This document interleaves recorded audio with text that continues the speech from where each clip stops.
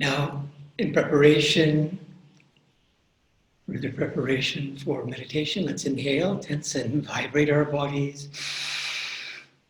Throw the breath out. And again, tense and vibrate. Throw the breath out. And one last time. Throw the breath out.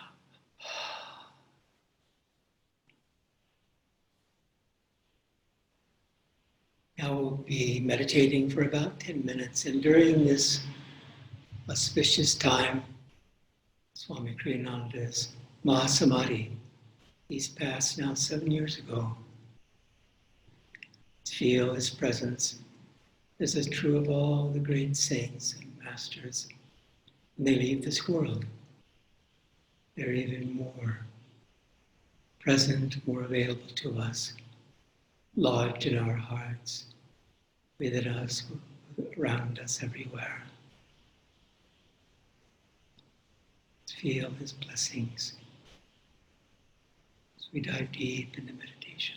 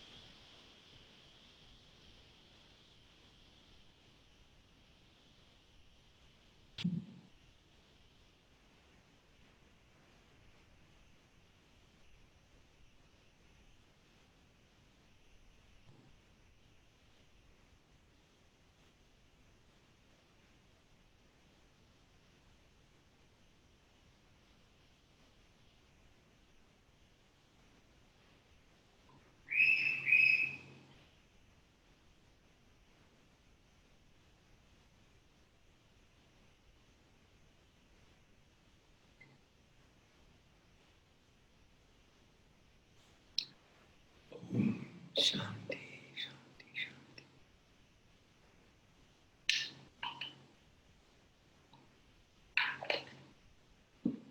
Once again, it's a joy to be with you all this morning.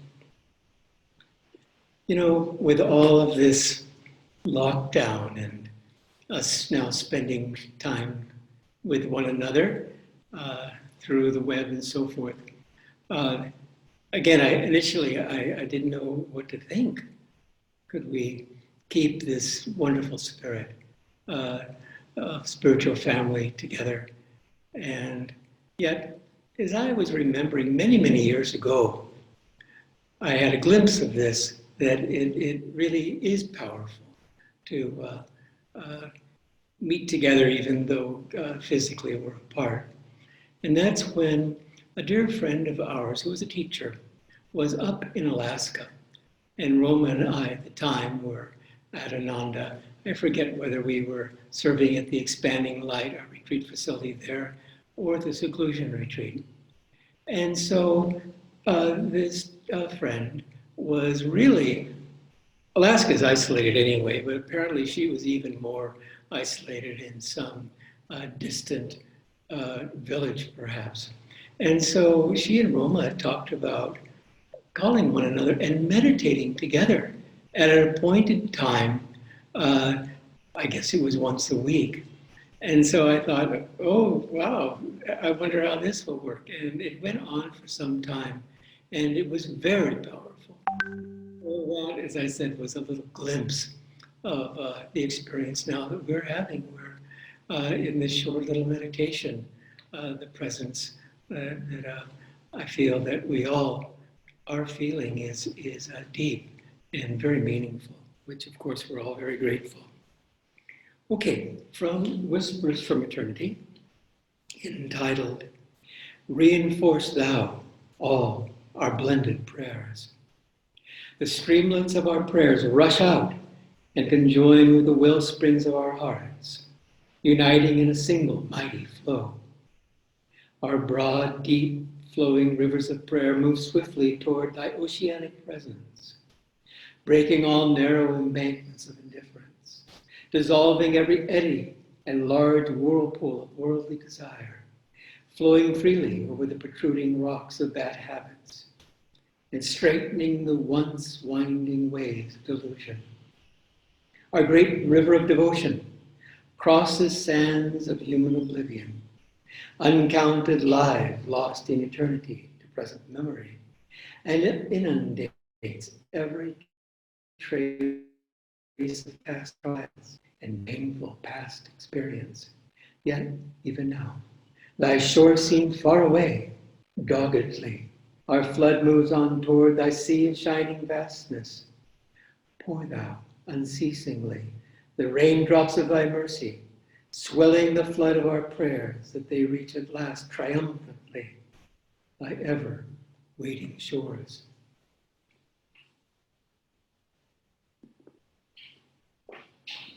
And from the New Path by Swami Kriyananda, this is drawn from the chapter on reincarnation. All human life, so the Indian scriptures tell us, is a dream.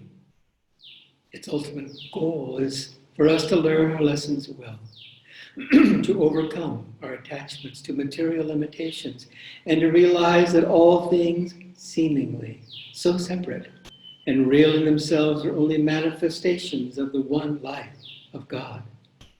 The highest lesson of all is to learn to love God. The best karma of all is to love Him.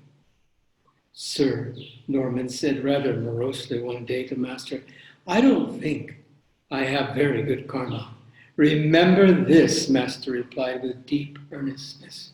It takes very, very, very good karma even to want to know God. Through love of God, and only through that love, can one win final release from physical rebirth and earn the right to advance to higher spheres of existence. Victory comes not by hating this world, but by beholding God's presence in it everywhere, and by paying reverence to the veriest fool as though to a holy shrine. You must be very joyous and happy, Master said, because this is God's dream.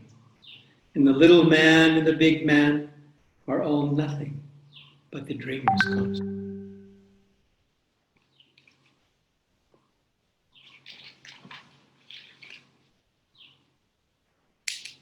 Again, I find it, and I think it's true for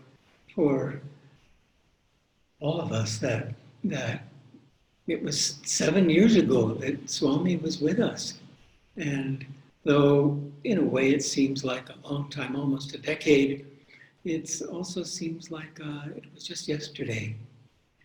And I remember when, after Swami passed in Italy, the week before he passed, he was always a hearty eater, and yet in this last week he was eating very sparingly.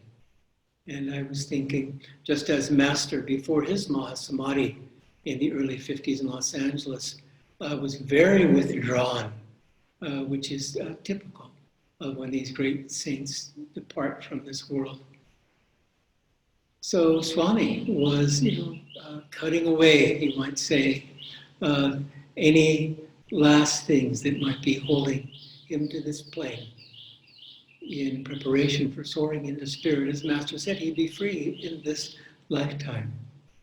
And so, in a very peaceful way, he wasn't feeling well. He was having breakfast. He was about, I should say, to have breakfast at the time, and he wasn't feeling well. So he went to lay down on his bed. And very shortly thereafter, he passed. And so then they shipped his body to Ananda, and there he was in the Crystal Hermitage, where that hermitage is really powerful, especially that dome, which he originally constructed. It's a larger complex now, back in the early 70s. And it has, and always has, and grown more and more powerful through the years, a very, very powerful vibration.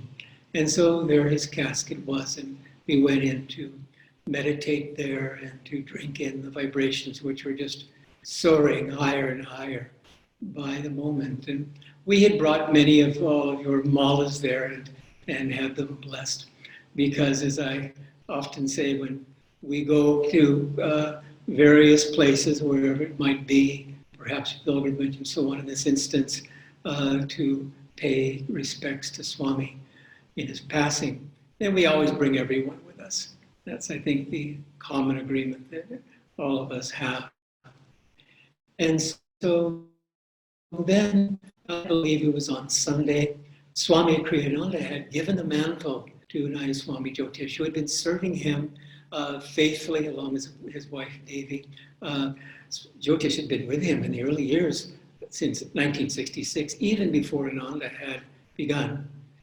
And so Nayaswami Jyotish then, as prescribed by Swami, was given Swami's bangle, his jewel bangle to wear, which he said then would be passed on, first of course to Nayaswami Jyotish, and then in time to the next spiritual director, to be worn there.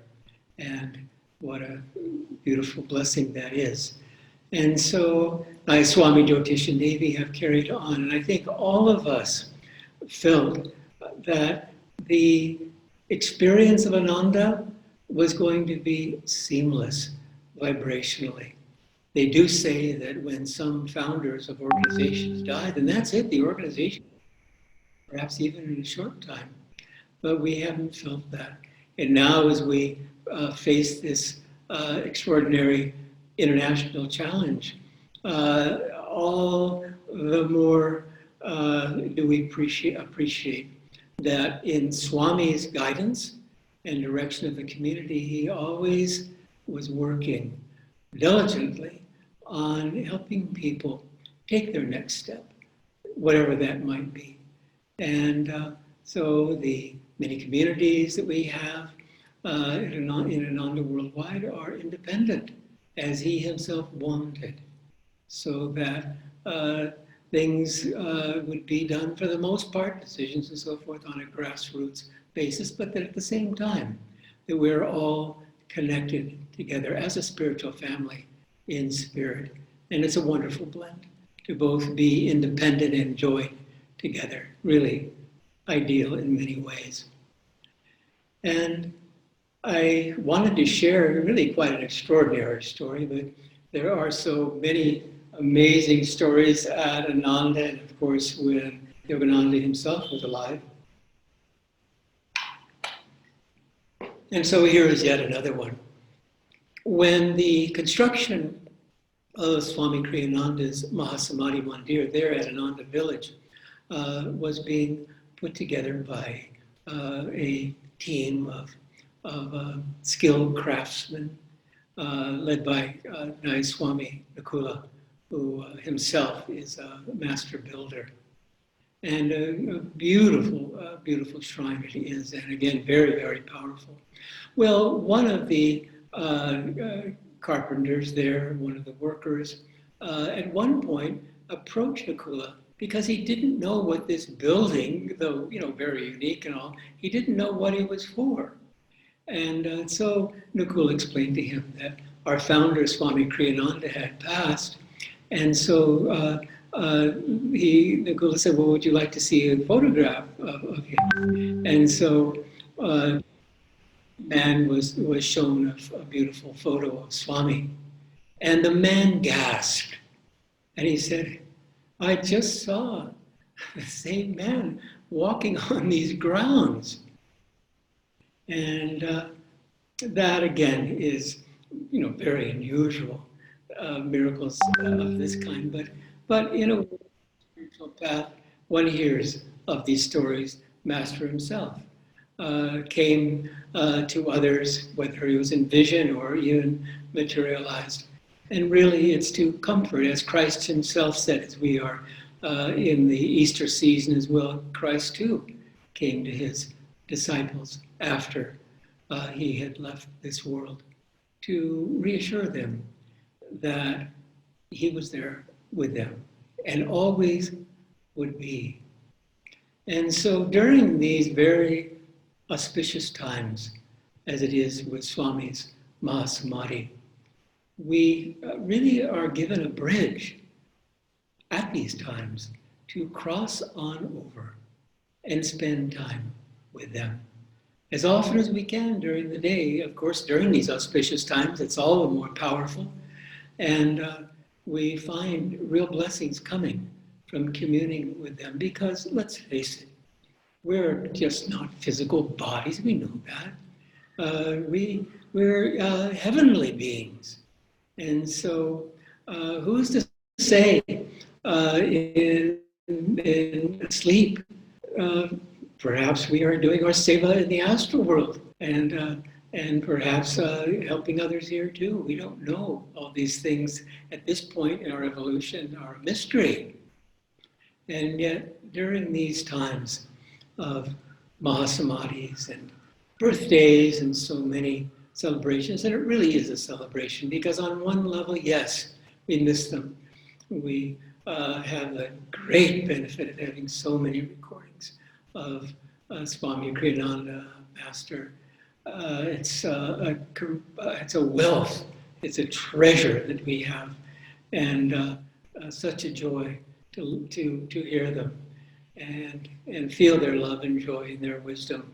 But at the same time, it also brings up that we miss them. And so again, welcome to this world of duality, where that part of our being, that human aspect, has to live with that. That yes, on a human level, we miss these souls because they're in another realm. And although, as Ramakrishna said, when we pass from this world, it's like going from one room to another, but very, very few have access to that room.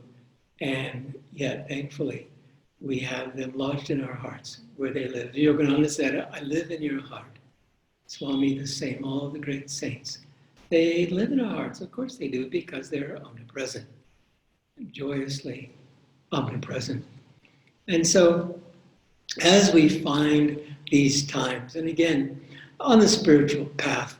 And it's been such a joy in talking with others and sharing after the Sunday Satsang as we're all talking together, that the Spirit is so good. And I think now as this lockdown has been extended into May, that we really need to suspend, if there is any desire for us to get back together, and of course there is, but we have to be good sports and allow this to run its course, because it's very, very delicate as to when finally we emerge from this cocoon of seclusion, as we like to call it, and begin again to, and what a joy to spend time with one another. But in the meantime, then we know, especially as yogis, that this is the time for introspection. And this is the time for more meditation, and for deep meditation, and for prayer. And on one level, yes, the yogis we've been trained. Seclusion is the price for greatness. We've been trained for this. So some people that I talk with, actually quite a few, there's a bit of a joke, well, if the lockdown continues, then that's fine. Well, we understand that. But on another level too, because as we grow spiritually, the heart opens. And as the heart opens, more and more compassion springs forth.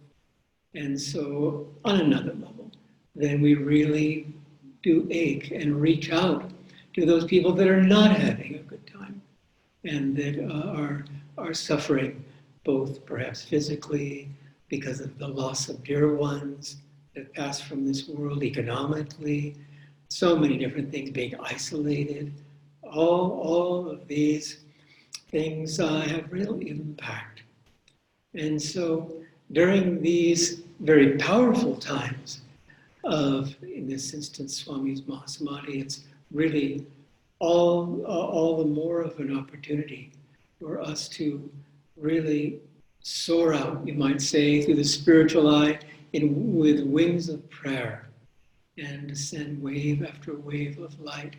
And when our energy dips during the day, and it does, that's just, how it goes until we are finally anchored in permanent bliss. It's still a bit of an up-down ride even for the yogi. Well, when those times come, it may be some worry.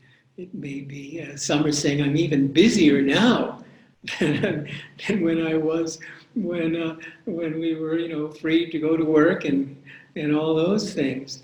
Well, when the energy dips, then we need to really school ourselves again and again, train ourselves that this dip is not meant to draw our consciousness down, it's not meant to hurt us, it's not meant to contract our energy. It's a wake-up call. It's a wake-up call to rise again. And really what I have found over the years is, yes, lift the energy up, be in the heart, be at the point between the eyebrows, but also be generous in sending out prayers to those that are in need, because there is a great, great, great need in this world with this epidemic where truly millions have died. It's phenomenal what's happening. And so for us, the key is, as we need to remember again and again, smriti, memory, not to lose the point that we are here, as in this beautiful reading from the path, to love God. That's why we've come down to this earth, and it's very easy to be persuaded otherwise with all of our duties and so on. Yes, we love God, but there are so many things that are occupying our time. But we can't allow for a moment, ideally, for our heart to waver and to even shut down. Our heart needs to stay open. And it stays open by us doing the right thing at the right time with joy and feeling as is growing on us that we are really karma yogis, that God is doing everything through us, and that there will come that time where we will indeed be free. And I love to think that the great ones, they have that moment in time. They know that moment in time when we will be awakened from this dream. And I say to myself and share with the gurus that, I would love, as we would all love, to be in higher states of consciousness so that we can serve more purely. But again, to kind of encourage myself, I say, and I share with them that there will be a time for all of us when we are awake, and then we will be able to serve throughout eternity. We'll be able to serve with this unbroken bliss, unbroken, as Yogananda would test God. And he would test him in a way that was, I don't know if the word is unusual, but I must admit when I first heard it, I kind of opened my eyes wide that Yogananda wondered if this bliss, once he won his freedom, which of course was thousands of years ago, as he shared, would there be a point where he would exhaust this bliss? And as he had that thought, and perhaps he tested it at other times, I don't know, then another wave of bliss, powerful bliss, a tidal wave of bliss would break upon the shores of his consciousness. And he realized, which of course he did anyway, but they play out, in this dream as human beings too. He realized on a human level, as he knew on a divine level, that this bliss was here to stay and that he would never exhaust that joy and that love from God. And so this inexhaustible treasure that we're all going after is worth the effort. It is worth us using the pickaxe, as Yogananda talked about, of meditation, to dig diligently, daily, so that we can uncover. Remember, all we're doing, it's really so simple. We're just uncovering through our efforts in meditation and seva the bliss that's there right now. This bliss that yearns to overwhelm us right now. And so every effort that we make, every time we're at the spiritual eye, even as Yogananda said, we're burning up karma. And so it's why it's very important after we practice the techniques to pray to God, pray to the gurus, that this is the time now. We brought up all this karma through meditation. Now help us. Please help us to roast this karma. And don't get up from your meditation chair or from your meditation seat before you feel that growing peace, that growing joy. Because then you'll know that a certain amount of karma has been roasted. Maybe all of the karma of that meditation has been roasted, and you're feeling the profound, blissful effects. So don't get up. Don't get up until that final roast has happened. And then with that wave of peace, that magic carpet of peace, then it's very, very important then to share that very, very generously. And when we find ourselves getting down, then use your intuition. It's no coincidence that Yogananda would take his monks out for ice cream, and would take his monks out to the movies and disciples and so forth, take them on picnics to keep them balanced. So sometimes when our consciousness tips, then of course it's meditation. It's being at the spiritual eye and in our hearts. And other times, no, it's not that. It's go watch a movie, go call a friend. But the main thing is to respond. As a fireman responds, to the fire bill and jumps in the truck and races off to put out the fire. It's a fire for us when our consciousness dips in it. And as every fireman knows, you want to catch the blaze in the beginning. But if we don't, we're, for whatever reason, not vigilant, then that karma, which grows into lack of attunement, can take a little while to dislodge. So we have to be very, very careful. Keep the sentries of our mind awake and ready so that they alert us. Oh, a negative thought has come. Throw it out. Worry has come. Cast it out. I've shared the story before, but it's fun. It's Nayaswami Shivani, who serves there in Italy and has for many, many years, I think in the mid-80s, with many there, of course. One time, Swami Kriyananda, this was in California, he had the flu. And so she was there probably to deliver his mail or maybe make him a meal or something. Swami said to her, don't come too close. You know, I'm not feeling well. I don't want you to catch it. And she said, Swami, what you have, we want. Obviously, she didn't want the flu, but his consciousness.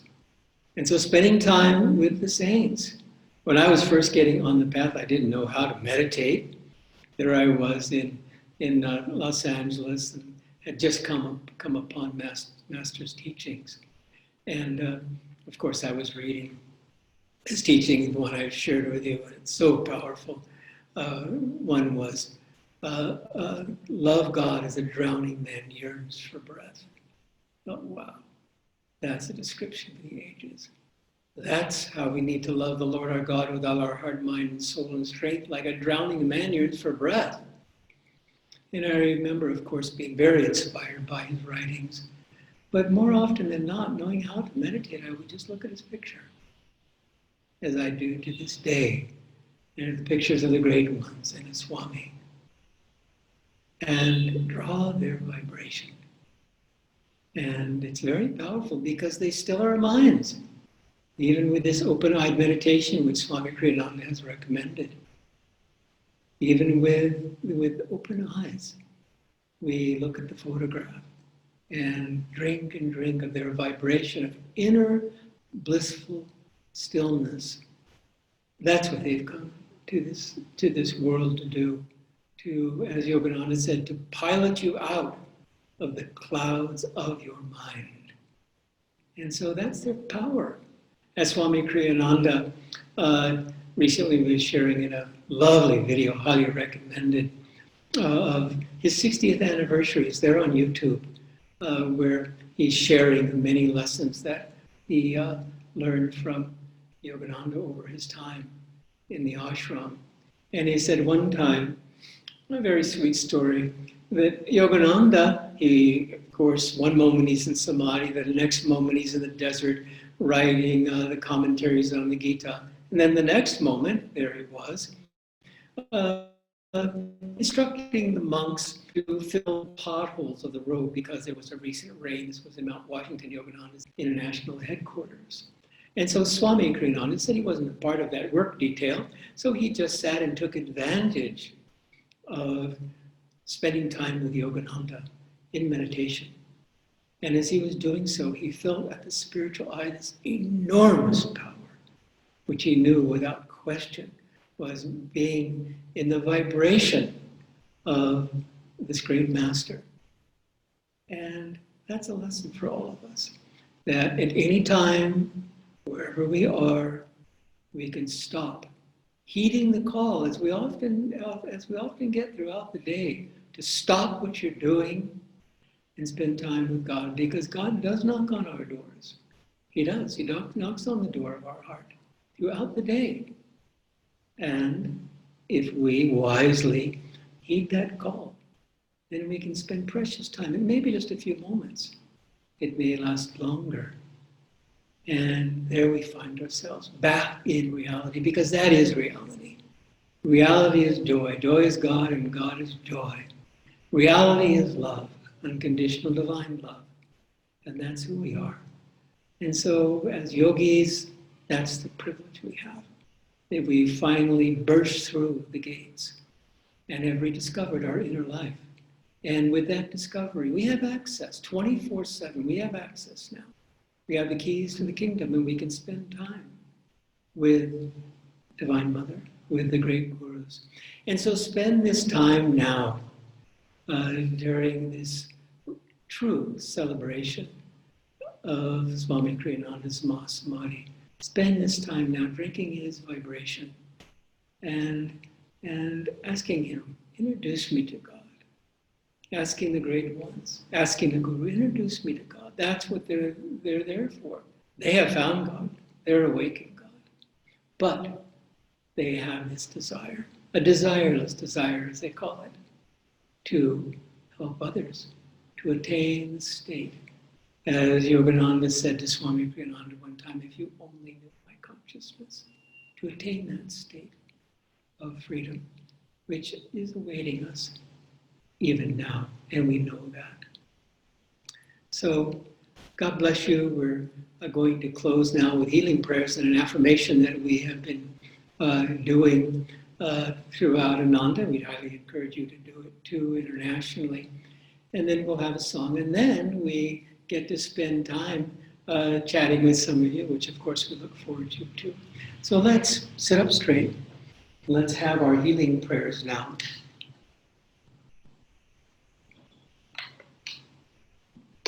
Drawing to mind those we would like to pray for. And sending waves of wave after wave of light, especially to disciples, as Swami Kriyananda shared with us. We need to pray for the disciples because we are getting tested, and those with an inner life. We're getting tested more because God is so keen now, finally, that we've awakened sufficiently as half-baked saints to help us along the way, which includes tests, in order for us to grow strong. So let's keep the disciples throughout India, America, Italy, the world. See them bathed in light. But send a wave to our loved ones, waves of blessings to our colleagues, especially to our children, to the children of this world. Send light to all those on healing prayer lists. Always remember to send them light as well. And let's send light and blessings to all those that are affected, millions in this world, by this extraordinary challenge that we're all facing, this virus. Send blessings to all those that have departed. They can receive our blessings too. To those that are grieving, missing these souls that have left, those that are ill, those that are helping in so many ways, to guide, to care, to serve so many. Beautiful, beautiful things are happening throughout the world with people serving selflessly. And let's send light out to all of creation. Let's rub our hands together and send out these blessings as we chant all.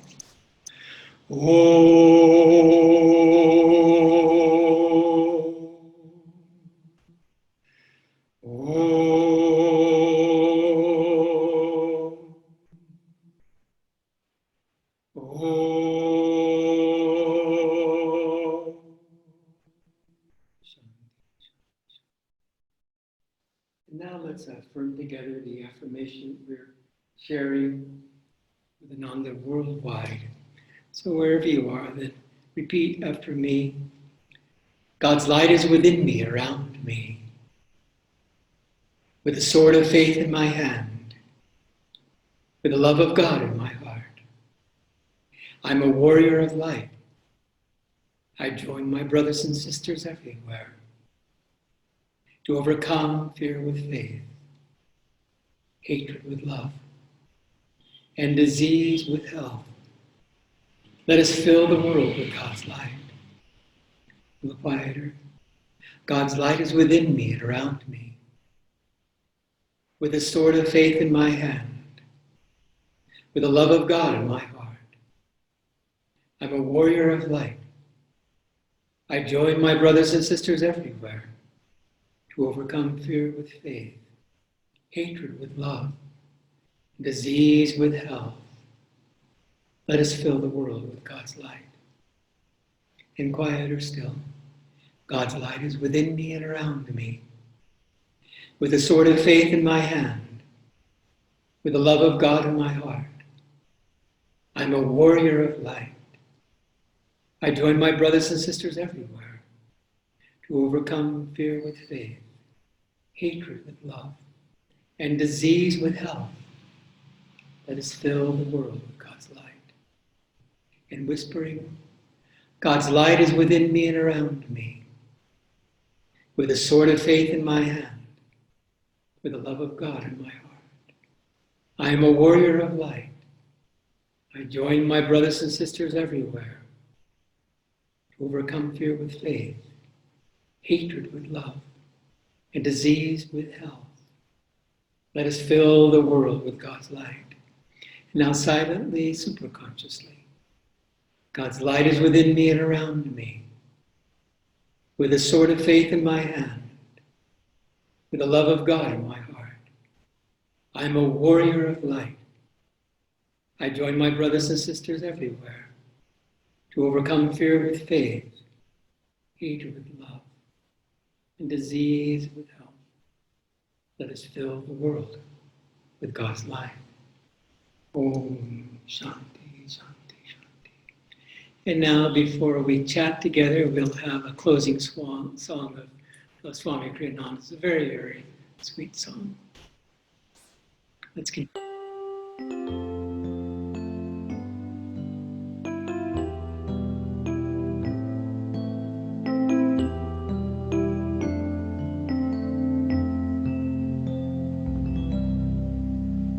Go to sleep, little dear, may the angels draw near, and with peace dust sprinkle your eyes.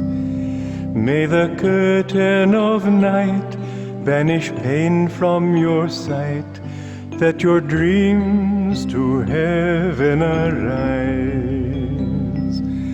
Forsake all care as your thoughts rise there through a vault of star-spangled skies. Go to sleep, the day's done, heaven's blessings you've won by the innocence of your smile. May the whole of your life heal with calmness all strife, and teach kindness free from all guile. Men's hearts enthrall by pure love for all, for its love makes living worthwhile.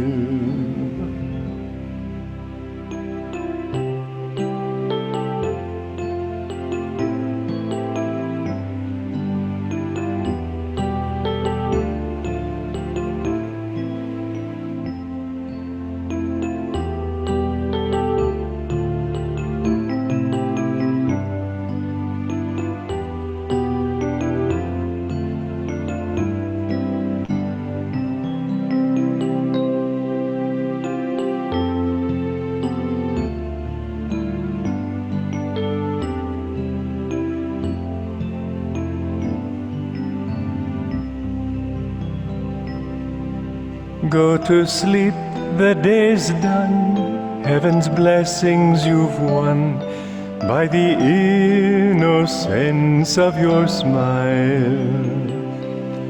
May the whole of your life heal with calmness all strife, and teach kindness free from all guile. Men's hearts enthrall by pure love for all, for its love makes living worthwhile.